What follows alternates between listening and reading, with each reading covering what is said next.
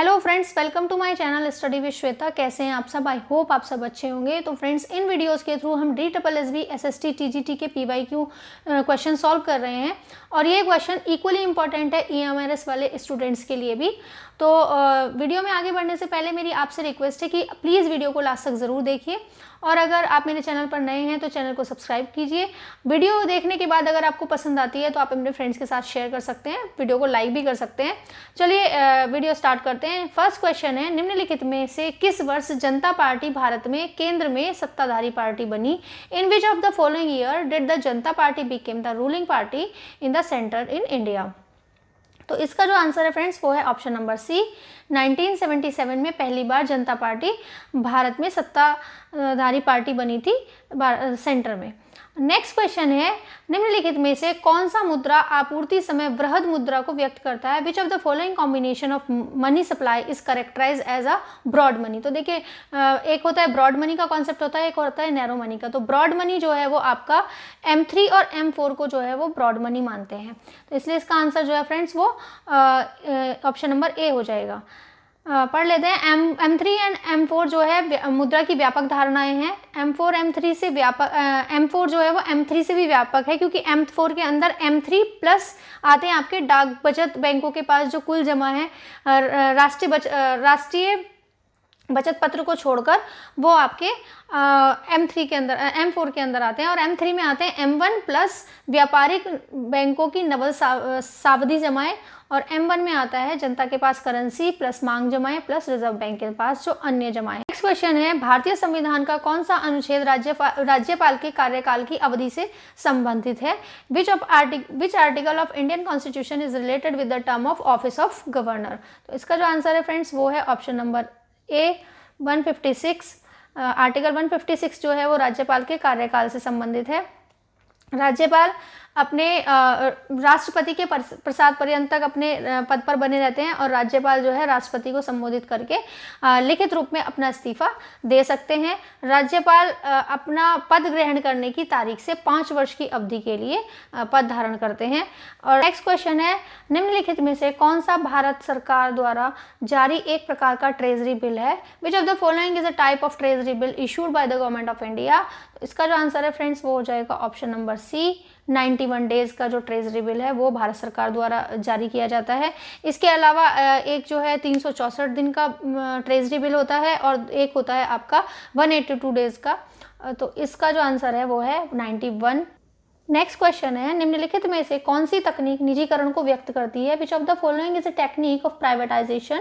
First option है private sale of share, निजी share की बिक्री, और सेकंड ऑप्शन है सरकारी संपत्ति की बिक्री, सेल ऑफ गवर्नमेंट एसेट। तो ये फ्रेंड्स दोनों के दोनों ऑप्शन जो है वो ठीक है, ये दोनों ही प्राइवेटाइजेशन को व्यक्त करते हैं। जैसे निजीकरण से आशय होता है कि सार्वजनिक क्षेत्र की जो फर्में हैं उनका स्वामित्व, प्रबंधन और नियंत्रण, यानी कि उनका जो कंट्रोल है, उनका जो मैनेजमेंट है और उनका जो ओनरशिप है वो सारी की सारी निजी क्षेत्रों में स्थानांतरित से है। तो सरकारी कंपनियां निजी क्षेत्र में 2 प्रकार से परिवर्तित हो सकती हैं। जो सरकारी कंपनियां हैं वो उनका प्राइवेटाइजेशन 2 तरीके से हो सकता है। एक तो सरकार का सार्वजनिक कंपनी के स्वामित्व तथा प्रबंधन से बाहर हो जाना। जो सार्वजनिक कंपनियां हैं यानी कि पब्लिक सेक्टर की जो कंपनियां हैं उनका जो ओनरशिप है और उनका जो मैनेजमेंट है उससे सरकार अपने आप को बाहर कर लेती है। और दूसरा होता है सार्वजनिक क्षेत्र की कंपनियों को सीधे बेच देना, किसी प्राइवेट के हाथों में सीधे बेच देते हैं, जैसे कि आजकल बहुत ज़्यादा प्राइवेटाइजेशन का कॉन्सेप्ट चल भी रहा है। नेक्स्ट क्वेश्चन है, निम्न बहुजन समाज पार्टी BSP के संस्थापक कौन थे? Dash was the founder of Bahujan Samaj party BSP? तो इसके जो आंसर है फ्रेंड्स वो है काशीराम जी। काशीराम जी ने 1984 में बहुजन समाजवाद पार्टी की जो है वो बहुजन समाज पार्टी की स्थापना की थी। लेकिन प्रेजेंट में जो अध्यक्ष हैं वो इसकी मायावती जी हैं। तो दोनों ही ऑप्शन दिए हुए हैं कंफ्यूज करने के लिए। तो पढ़ लेते हैं इसका। बहुजन समाज पार्टी BSP भारत में एक राष्ट्रीय राजनीतिक पार्टी है। इसका गठन काशीराम द्वारा 14 अप्रैल 1984 को डॉक्टर BR अम्बेडकर की जयंती पर किया गया था। यह हिंदू सामाजिक व्यवस्था में सबसे निचले स्तर के लोगों का प्रतिनिधित्व करती है। नेक्स्ट क्वेश्चन है, भारतीय संविधान की समवर्ती सूची में 1 से लेके डैश तक आने वाले विषय शामिल है। Concurrent list of Indian constitution consist of items numbered from 1 to dash. इसका जो आंसर है ऑप्शन नंबर सी, ए 47 जो है वो विषय हैं इसके अंदर। देखिए भारत में 3 तरीके की, भारतीय कॉन्स्टिट्यूशन में 3 तरीके की सूचियां हैं। एक है संघ सूची, एक है आपकी राज्य सूची और एक है समवर्ती सूची। समवर्ती सूची ऐसी सूची है, संघ सूची में वो विषय आते हैं जिन पे सिर्फ केंद्र सरकार कानून बनाती है, और राज्य सूची में वो आते हैं जिन पे सिर्फ राज्य सरकार कानून बना सकती है। और समवर्ती सूची में वो सारे विषय डाले गए हैं जिन पे राज्य और केंद्र दोनों कानून बना सकते हैं, लेकिन अगर उन दोनों के बीच कोई मतभेद होता है, कोई कॉन्ट्राडिक्शन होता है, तो उसमें जो केंद्र वाला बनाया हुआ कानून है वो जो है प्रभावी होगा। ठीक है, तो भारतीय संविधान की समवर्ती सूची में उन विषयों को शामिल किया गया है जिन पर केंद्र और राज्य दोनों कानून बना सकते हैं। भारतीय संविधान की सूची में 47 विषय हैं, लेकिन जब 42वां संविधान संशोधन हुआ था 1976 में, उसके बाद इन विषयों की संख्या जो है वो बढ़कर 52 हो गई है। और समवर्ती सूची का जो विचार है वो आपका ऑस्ट्रेलिया के संविधान से लिया गया है। 1976 में जो ये 42 अमेंडमेंट हुआ है, इसे मिनी कॉन्स्टिट्यूशन के नाम से भी जानते हैं। नेक्स्ट क्वेश्चन है, निम्नलिखित में से कौन सी वस्तु भारतीय संविधान की समवर्ती सूची का हिस्सा नहीं है? Which of the following items are the part of the concurrent list of Indian constitution? तो इसका जो आंसर है फ्रेंड्स वो है option number A, marriage and divorce जो है वो कंकरेंट लिस्ट का है। और एनिमल हस्बेंड्री यानी कि पशुपालन जो है वो आपका राज्य सूची का विषय है। और सशस्त्र बल और नागरिकता जो है वो आपका संघ सूची का विषय है। तो यही सब इसमें लिखा हुआ है कि 52 विषय हैं वर्तमान में, पहले 47 थे, 52 है। विवाह तलाक समवर्ती सूची का विषय है। इसके अलावा शिक्षा, वन, नाप तोल, वन्य जीवों और पक्षियों का संरक्षण, न्याय का प्रशासन, ये सारे विषय जो है वो समवर्ती सूची के अंदर आते हैं। और पशुपालन आपका राज्य सूची का है, जबकि सशस्त्र बल और नागरिकता जो है वो संघ सूची का विषय है। नेक्स्ट क्वेश्चन, संघीय व्यवस्था के संबंध में निम्नलिखित में से कौन सा कथन सही नहीं है? Which of the following statement is not correct regarding the federal system?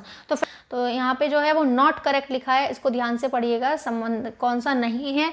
तो चलिए ऑप्शन पढ़ लेते हैं। शक्ति का मुख्य अधिकार केंद्र सरकार के पास है। ऑप्शन नंबर सेकंड है, शक्ति का स्वरूप स्थायी होता है। संगठक इकाइयों को अपनी सुपरिभाषित शक्ति होती है। और फोर्थ है, शक्ति घटक इकाइयों में निहित होती है। तो देखिए फेडरल सिस्टम में क्या होता है, कुछ शक्तियां राज्य मतलब राज्यों के पास होती हैं और कुछ केंद्र के पास होती हैं।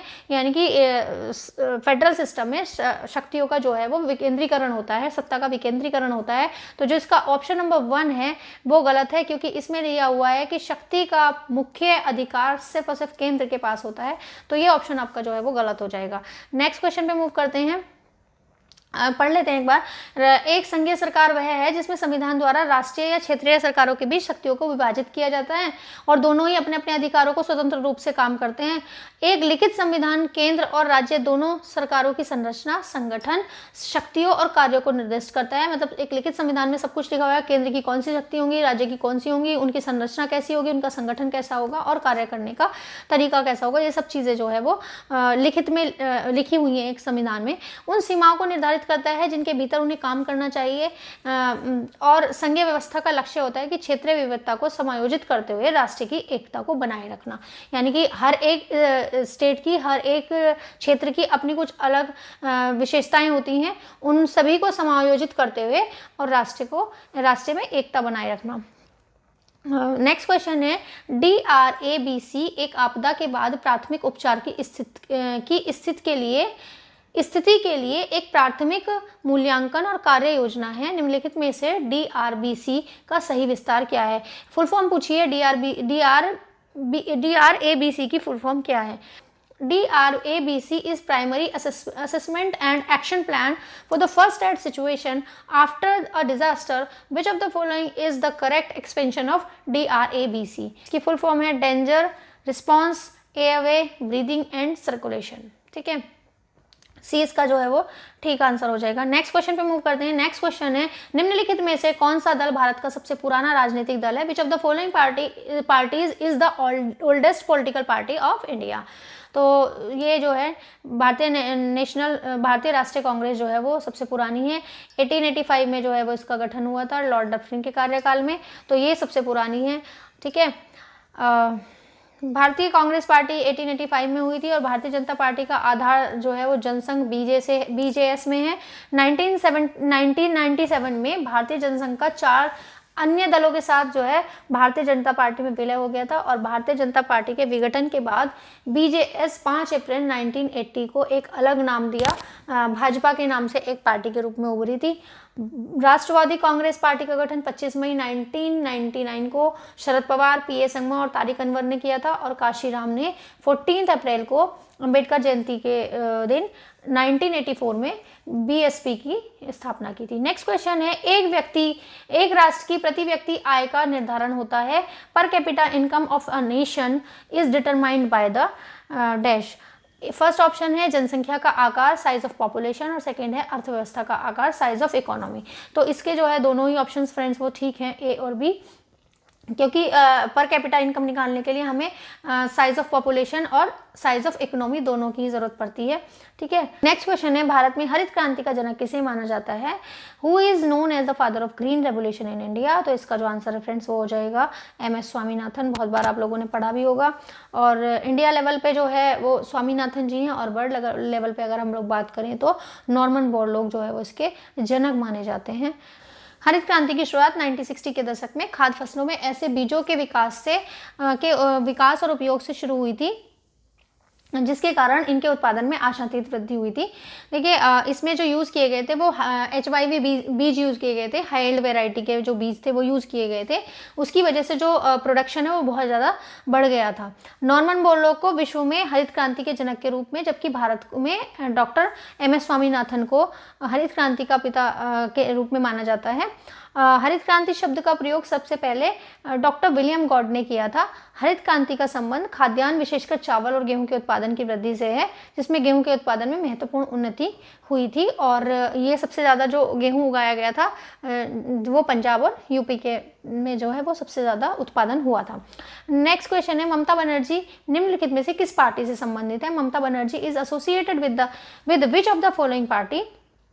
तो इसका जो आंसर है फ्रेंड्स वो है आपका ऑप्शन नंबर सी, अखिल भारतीय तृणमूल पार्टी, अखिल भारतीय तृणमूल कांग्रेस। ठीक है, ऑल इंडिया तृणमूल कांग्रेस से जो है वो संबंधित है ममता बनर्जी जी। ममता बनर्जी ने 1 जनवरी 1998 को अखिल भारतीय तृणमूल कांग्रेस की स्थापना की थी। अपनी खुद की पार्टी बनाने से पहले वो 26 साल तक कांग्रेस पार्टी की सदस्य बनी रही थी और 2016 में चुनाव आयोग ने इसे एक राष्ट्रीय राजनीतिक दल का रूप में मान्यता दे दी है। ठीक है, नेक्स्ट क्वेश्चन है, निम्नलिखित में से कौन सा युग्म राजनीतिक दल प्रतीक का सही है? Which of the following pair of political party symbol is correct? तो यहाँ पे कुछ पॉलिटिकल पार्टीज के नाम दिए हैं और उनके सिंबल दिए हुए हैं। उसके बताना है कि all India Trinamool Congress party का जो है वो ग्लोवर ऑफ ग्रास है, घास और फूल और घास है, फ्लावर होगा ये, फ्लावर और घास है यानी कि फूल और घास है। और दूसरा है भारतीय साम्यवादी दल, इसका जो है वो चश्मा। तो इसके जो है वो ऑप्शन नंबर ए, केवल एक ही ठीक है, यानी कि जो तृणमूल पार्टी का जो प्रतीक है वो फूल और घास है। ठीक है, उसके अलावा और भी कुछ दिए हुए हैं। तृणमूल पार्टी का फूल और घास है, बहुजन समाजवादी पार्टी का हाथी है जिसकी जो अध्यक्ष हैं वो मायावती जी हैं, और बीजेपी जो कि अभी सत्ताधारी पार्टी है इंडिया में, वो उसका जो है वो कमल है। भारतीय साम्यवादी दल मकई का हसिया है, और भारतीय राष्ट्रीय कांग्रेस का हाथ है पंजा, और राष्ट्रीयवादी कांग्रेस पार्टी की घड़ी, और राष्ट्रीय जनता दल का है वो किताब है, और भारतीय साम्यवादी दल मार्क्सवादी हथौड़ा, हसिया और तारा जो है वो इनका इस पार्टी का प्रतीक है। नेक्स्ट क्वेश्चन है, निम्नलिखित में से कौन सा उपकरण भारत की मौद्रिक नीति का नहीं है? Which of the following is not an instrument of monetary policy in India? तो इसका जो ऑप्शन है आंसर है फ्रेंड्स वो है option number C, call money जो है वो इसका आंसर नहीं है। जबकि bank rate, reverse repo rate, liquidity adjustment facility, MSF ये इस तरीके के जितने भी हैं ये सारे आपके जो है वो मौद्रिक नीति के जो है उपकरण हैं। बाकी कॉल मनी का इससे कोई संबंध नहीं है। मौद्रिक नीति से तात्पर्य केंद्रीय बैंक की उस नीति से है जो मुद्रा आपूर्ति और ब्याज दर के प्रबंधन के लिए अपने नियंत्रण और मौद्रिक साधनों के उपयोग के संबंध में मुद्रास्फीति विकास जैसे व्यापक आर्थिक उद्देश्यों की प्राप्ति के लिए करती है। देखिए टाइम टू टाइम जो है वो RBI अपनी मॉनेटरी पॉलिसीज़ में मॉनेटरी पॉलिसी बनाती है ताकि जो इन्फ्लेशन वगैरह है उसको कंट्रोल कर सके।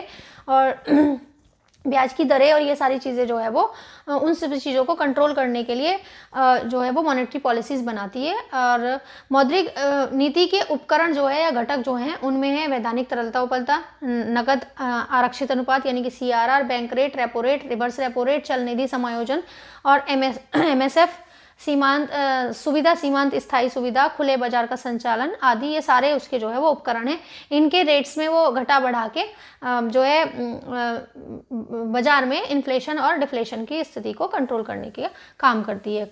कॉल मनी वह दर है जिस पर अल्पावधि धन उधार लिया जाता है और मुद्रा बाजार में उधार दिया जाता है। ठीक है, नेक्स्ट है लोकतंत्र की अवधारणा के संबंध में निम्नलिखित में से कौन सा कथन सही नहीं है?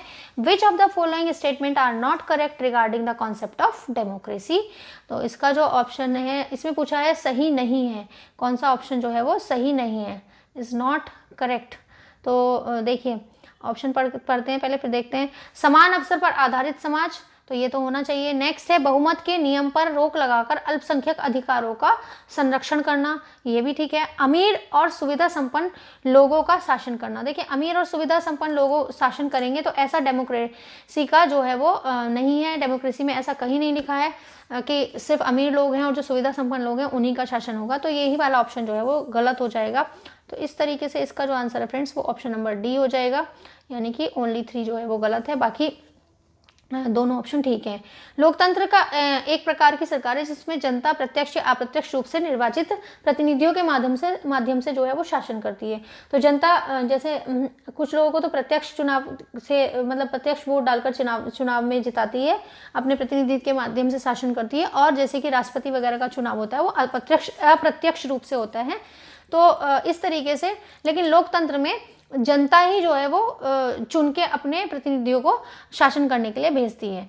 लोकतंत्र ग्रीक शब्द का डेमोक्रेटिया, डेमोस का मतलब होता है लोग और क्रेटोस का मतलब होता है शासन। तो डेमोक्रेटिया से बना है जो कि एक ग्रीक वर्ड है, और लोकतंत्र का अर्थ है लोगों का लोगों द्वारा शासन। ये अब्राहम लिंकन की एक स्टेटमेंट है, लोगों का लोगों के लिए लोगों द्वारा शासन। इस तरीके से उन्होंने बहुत ही फेमस उनकी जो है वो स्टेटमेंट है। तो यही लोकतंत्र का जो है वो अर्थ है। और जो लोकतंत्र की विशेषताएं हैं वो है सत्ता और शक्ति लोगों के पास होती है। जैसे 5 साल के लिए उन्होंने बना दिया, नेक्स्ट 5 साल में अगर आपके द्वारा चुने हुए प्रतिनिधियों ने या जो सरकार इस बार सत्ता में है अगर उसने अच्छे से काम नहीं किया तो नेक्स्ट टाइम फिर आपको 5 साल बाद फिर आपके पास अधिकार है कि आप उस सरकार को गिरा सकते हैं। मतलब उनको वोट ना देके कोई दूसरे प्रतिनिधि को आप अपना जो है वो चुन सकते हैं। दूसरा है लोगों की सहमति से सरकार का गठन होता है। लोकतंत्र का मुख्य आधार स्वतंत्रता और समानता है। सभी जो है सार्वभौमिक वयस्क मताधिकार जो है वो समानता का आप एक उदाहरण समझ सकते हैं कि सभी समान हैं और सभी स्वतंत्र हैं, अपनी मर्जी से जिसे भी चाहें वो वोट दे सकते हैं। नागरिकों को अधिकार प्राप्त हैं, ठीक है, अगर आपके कोई अधिकारों को, आपके राइट्स का कोई अगर हनन कर रहा है तो आप उसके लिए कोर्ट में भी जा सकते हैं। बहुमत के नियम पर रोक लगाकर अल्पसंख्यक अधिकारों के संरक्षण करना, जैसे रिजर्वेशन वगैरह देते हैं कि ताकि जो अल्पसंख्यक लोग हैं उनको उनके अधिकारों का संरक्षण हो सके। स्वतंत्र न्यायपालिका एक लोकतंत्र सरकार की पहचान है। तो देखिए न्यायपालिका जो है वो लोकतंत्र सरकार में एकदम स्वतंत्र होती है, उस पर किसी तरीके की बाउंडेशन नहीं होती। ठीक है, नेक्स्ट है गिनी गुणांक मापक है। The Gini index is the measurement of आय के वितरण, आर्थिक विकास, जनसंख्या और कृषि वृद्धि। तो इसका जो आंसर है फ्रेंड्स वो हो जाएगा ऑप्शन नंबर ए, आय का वितरण, ये इसका सही आंसर है। मात्रात्मक प्रतिबंध आयात और निर्यात को प्रतिबंधित करने के लिए महत्वपूर्ण साधन है। निम्नलिखित में से कौन सा आयात कोटा एक प्रकार का है? Quantitative restrictions are important means of restriction import and export. Which of the following is a type of import quota? देखिए आपका एक तरफा भी होता है और मिक्सिंग भी होता है और टैरिफ भी होता है, आय कोटा नहीं होता है। तो इस तरीके से जो इसका आंसर है फ्रेंड्स वो हो जाएगा ऑप्शन नंबर 1, 3, 4, यानी कि ऑप्शन नंबर ए इसका जो है वो ठीक हो जाएगा। पढ़ लेते हैं। टैरिफ कोटा जो है मुख्य आयात कोटा 3 के जो टाइप हैं वो हैं टैरिफ कोटा, एक तरफा कोटा, द्विपक्षीय कोटा, मिक्सिंग कोटा, आयात लाइसेंसिंग कोटा। आयात कोटा एक प्रकार का व्यापार प्रतिबंध है जो निश्चित अवधि में किसी देश में आयात की जा सकने वाली मात्रा पर एक भौतिक सीमा का निर्धारण करता है। नेक्स्ट क्वेश्चन है एक गैर निष्पासित परिसंपत्ति एनपीए एक ऋण या अग्रिम है जहां पे dash a non performing asset NPA is a loan for an advance where. तो इसके ऑप्शन है छोटी अवधि की फसलों के लिए मूलधन की किस्त या उस पर ब्याज 2 फसली मौसमों के लिए अतिदेय रहता है। नेक्स्ट ऑप्शन है बिल खरीदे और भुनाए जाने के मामले में बिल 90 दिनों से अधिक की अवधि के लिए अतिदेय रहता है। तो दोनों ही ऑप्शन जो है फ्रेंड्स वो ठीक है। इसके ऑप्शन नंबर डी इसका आंसर सही हो जाएगा। कि तो ऐसे ऋण जिन पर एक निश्चित अवधि तक बैंकों को उसके मूलधन या ब्याज की किस्त का भुगतान नहीं मिल रहा हो उसे हम जो है एनपीए कह देते हैं। 31 मार्च 2014 से स्वीकृत नए मानक के अनुसार जिन सामान्य अग्रिमों के संबंध में 1 वर्ष या 1 तिमाही या 90 डेज, 1 तिमाही मतलब 90 डेज दिनों से अधिक ब्याज या मूलधन का भुगतान नहीं मिला हो उसे एनपीए की श्रेणी में रखते हैं। कृषि अग्रिमों को कृषि अग्रिमों को हम तब एनपीए घोषित करते हैं जब ब्याज तथा किस्त अदायगी भुगतान की तिथि के बाद 2 फसल तक ना हो। तो फ्रेंड्स आज की वीडियो में इतना ही। मिलते हैं एक और नए वीडियो में कुछ नए क्वेश्चंस के साथ। और वीडियो कैसी लगी कमेंट करके ज़रूर बताइए। अगर आप मुझे कुछ सजेशन देना चाहते हैं तो प्लीज़ कमेंट सेक्शन में अपने बहुमूल्य सजेशन मुझे दे सकते हैं। डेफिनेटली मैं उन पर काम करूँगी। चलिए, थैंक्स फॉर वॉचिंग।